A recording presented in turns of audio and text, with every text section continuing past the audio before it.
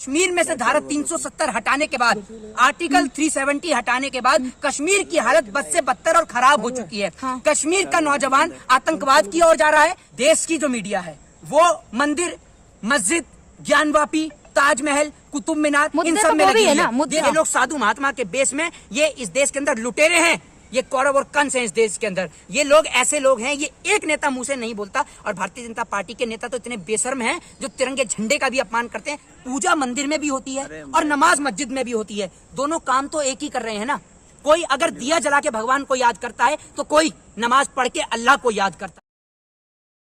मोहित शर्मा, कश्मीर के जिस तरीके के हालात थे, जिस तरीके के वहाँ पे गोलीबारी हो रही थी, अब उसको देखते हुए अमित शाह जी कल कश्मीर जा रहे हैं। देखिए, मैं आपको बता दूं, देश के गृह मंत्री जी देर आए लेकिन मैं कहूंगा कि दुरुस्त आए। लेकिन वहां कश्मीर के हालत सुधरते हैं नहीं सुधरते हैं ये देखने वाली बात है। गृह मंत्री जी कई बार कश्मीर जा भी चुके हैं, पहले भी जा चुके हैं, लेकिन जाने से कोई फायदा नहीं है। हर कोई यही कह रहा था कि प्रधानमंत्री जी ने कश्मीर से धारा 370 हटाई, लेकिन कश्मीर में से धारा 370 हटाने के बाद, आर्टिकल 370 हटाने के बाद कश्मीर की हालत बद से बदतर और खराब हो चुकी है। हाँ। कश्मीर का नौजवान आतंकवाद की ओर जा रहा है। कश्मीर का नौजवान के लिए वहां पर इंटरटेनमेंट का कोई भी साधन नहीं है। कश्मीर का नौजवान के लिए वहां पर सिनेमा हॉल नहीं है, मॉल नहीं है, कोई भी किसी भी तरीके के वहां पर चीजें नहीं है अवेलेबल। सरकार वहां पर जो है बिजनेस के फार्म्स नहीं बनाती है, और अगर वहां पर कोई व्यापारी व्यापार करे तो उसको गोली लग जाती है। कश्मीर का माहौल इतना खराब है कि आए दिन कभी किसी एक्टर को, कभी किसी टीचर को, कभी किसी आर्मी ऑफिसर को, कभी किसी पुलिस कांस्टेबल को, कभी राहुल भट्ट को, कभी मुदस्सिर अहमद शेख को,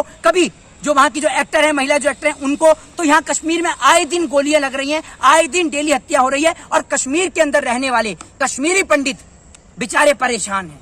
कश्मीरी पंडित के साथ साथ पूरे कश्मीर के जो आंदोलन चल रहा है उसके अंदर मुसलमान भाई भी हैं, तमाम लोग हैं, क्योंकि आतंकवादी अटैक में, टेररिस्ट अटैक में मुसलमान भी मारे जा रहे हैं। और जिस तरीके से आपने देखा होगा कि कुछ दिन पहले कश्मीर के एक बेटे ने जिस तरीके से पाकिस्तान के 3 आतंकवादियों को ढेर किया था, मुदस्सिर अहमद शेख ने, उसके बाद से लगातार कश्मीर के अंदर हत्याएं वहां पर जारी है सिलसिला। उसके बाद एक एक्टर की हत्या की गई। लेकिन देश की जो मीडिया है वो मंदिर, मस्जिद, ज्ञानवापी, ताजमहल, कुतुब मीनार इन सब में लगी है। देश के मुख्यमंत्री का तो बस नहीं चलता, जो नाम बदलने का काम करते हैं वो नाम बदल के, ताजमहल का नाम बदल के अमित शाह की हवेली कर दें, और लाल किले का नाम बदल के वहां लिख दें अमित शाह की नो एंट्री। और देश की मीडिया जो है वो लगातार मंदिर, मस्जिद, कुतुब मीनार, चर्च, गुरुद्वारा इनके ऊपर चर्चा करती है, और जैसी वो विकास के ऊपर चर्चा करे तो उसको ये वाला मैसेज आ जाता है। कौन सा वाला?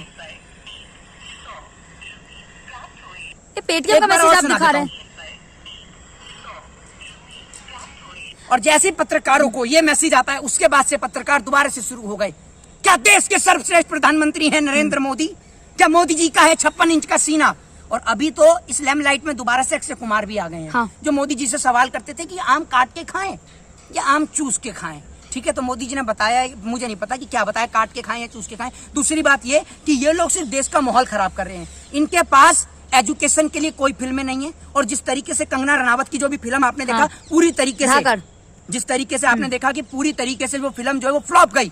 ऐसे नफरत फैलाने वाले लोगों की फिल्में फ्लॉप ही जाएंगी। और अच्छा। आप आज जो है वो देश के इतिहास को गलत बता रहे हैं। आप क्या बताएंगे देश के इतिहास को गलत? आप तो खुद कनाडा की नागरिकता वाले देखिए ना, पहले तक कश्मीर फाइल्स आई थी, टैक्स फ्री थी, अब पृथ्वीराज आ रही है, इसको भी टैक्स फ्री करने की बात आनी चाहिए इन लोगों को। शर्म कि देश का हिंदू मर रहा है, उसको बचाने के बजाय फिल्में दिखाकर अपने वोट हथियाने का काम कर रहे हैं। सुन लीजिए, इतिहास कोई वापस नहीं ला रहे हैं, ठीक है ना। इतिहास फिर दोहराया जा रहा है, कश्मीरी पंडितों को फिर मारा जा रहा है। और आज प्रधानमंत्री चुप हैं, वो तो प्रोग्राम बना रहे हैं 8 साल बेमिसाल। ये नहीं देख रहे कि 8 साल जनता का बुरा हाल, 8 साल बदहाल, इस पे कोई कार्यक्रम बता रहे हैं कि 8 साल में उन्होंने क्या क्या अच्छे काम किए हैं। देखिए मैडम, अच्छे काम सिर्फ इस देश के पत्रकारों को ही दिखते हैं, वो अच्छे काम जनता को नहीं दिखते, ना जाने क्यों। और अक्षय कुमार बताएंगे, गुटखे का प्रचार कर रहे हैं, पान मसाले का प्रचार कर रहे हैं, बताते हैं दाने दाने में केसर का दम। अब एक्टर है, वो उनका काम है, आप काम पे क्यों सवाल उठा रहे हैं? अपने बच्चों को भी तो खिलाएं गुटखा।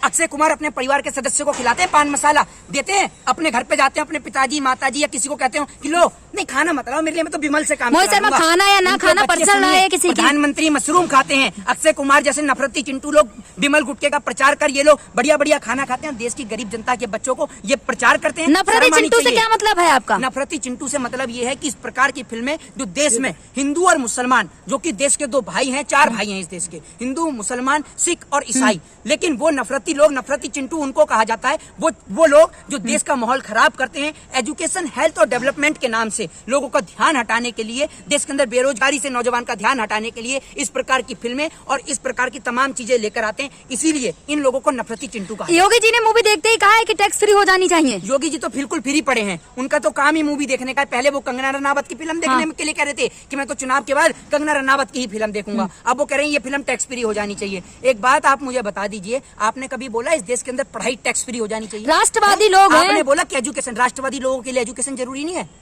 अगर आज आप पढ़ी लिखी नहीं होती तो क्या पत्रकार बन जाती? बोला एक नेता ने। ये सारे के सारे नेता चोर हैं। अच्छा। ये लोग साधु महात्मा के बेस में ये इस देश के अंदर लुटेरे हैं।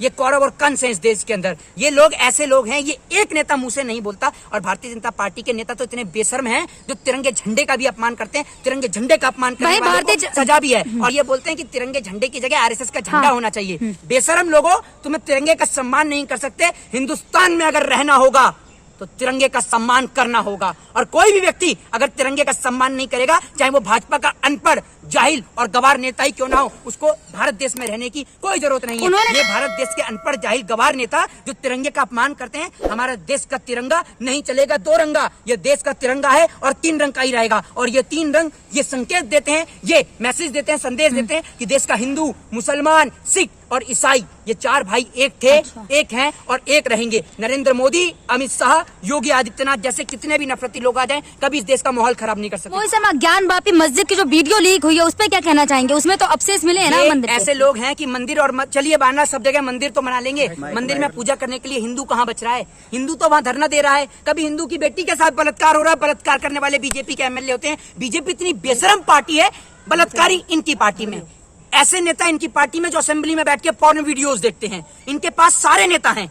अच्छा। झूठ बोलने वाले हाई क्लास प्रधानमंत्री, और क्या लेंगी? इतना टैलेंट है किसी पार्टी के पास? प्रधानमंत्री सम्मानित पद है उसके लिए ऐसी बात कर रहे हैं। झूठ बोलते हैं सम्मानित पद पे बैठकर। अच्छा। यही तो दुर्भाग्य है कि सम्मानित पद पे बैठकर झूठ बोलते हैं। तो जो वीडियो लीक हुई है उसको देखकर आपको क्या लगता है? आप किस पक्ष के सपोर्ट में हैं? मैं देश के अंदर संविधान के पक्ष में हूँ, मैं हिंदू हूँ। मुझे बड़ी खुशी है कि भाई मंदिर, मस्जिद सब आप सबकी आस्था का संविधान तो ये कहता है कि जो चीज जहाँ है वहाँ रहेगी। हाँ, 15 अगस्त 1947 से पहले की जो चीज जो है वो वहीं पे वहीं रहेगी। और मैं संविधान के एक्ट के साथ हूँ। और कोई भी व्यक्ति अगर संविधान के एक्ट का उल्लंघन करता है तो मैं उसको नहीं मानता। लेकिन बीजेपी में नारा लगा था अयोध्या तो झांकी है, काशी मथुरा बाकी है। हाँ, मैं नारा आपको लगा बता था दूं, इस देश के अंदर बता दूं कि ये नफरत फैलाने वाले लोगों की कोई जगह नहीं है। योगी जी, आप तो ऑस्ट्रेलिया चले जाइए, आपको ऑस्ट्रेलिया वाले बुला रहे हैं और आप कह रहे हैं कि अयोध्या झांकी है। आप इस देश के अंदर गृह युद्ध कराना चाहते हैं?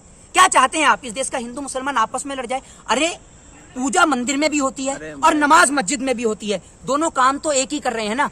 कोई अगर दिया जला के भगवान को याद करता है तो कोई नमाज पढ़ के अल्लाह को याद करता है। कोई मोमबत्ती जला के अगर जो है अपने जीसस जो है उनको याद करता है तो कोई वाहिगुरु के सामने योगी जी ने देश कहा के है लिए अमन, चैन और शांति के लिए शांति की गुहार लगाता है। तो ये लोग मंदिर, मस्जिद, चर्च और गुरुद्वारे के नाम पर पूरे देश का माहौल खराब कर रहे हैं। आखिर इस देश के अंदर वही काम मंदिर में होता है जो मस्जिद में होता है, और वही काम गुरुद्वारे में और चर्च में होता है। चारों जगह एक ही चीज होती है और वो होती है ईश्वर की आराधना। भगवान को ढूंढने का काम, अमन, चैन और शांति और प्यार का संदेश, ना कि नफरत का संदेश। लेकिन ये लोग जो हैं हिंदू मुसलमान के नाम पर पूरे देश का माहौल खराब कर रहे हैं। इस देश के अंदर मैं कहना चाहूंगा कि हिंदू, मुसलमान, सिख और ईसाई भाई सारे एक साथ रहें, मिलजुल कर रहें। जय हिंद, जय भारत, वंदे मातरम।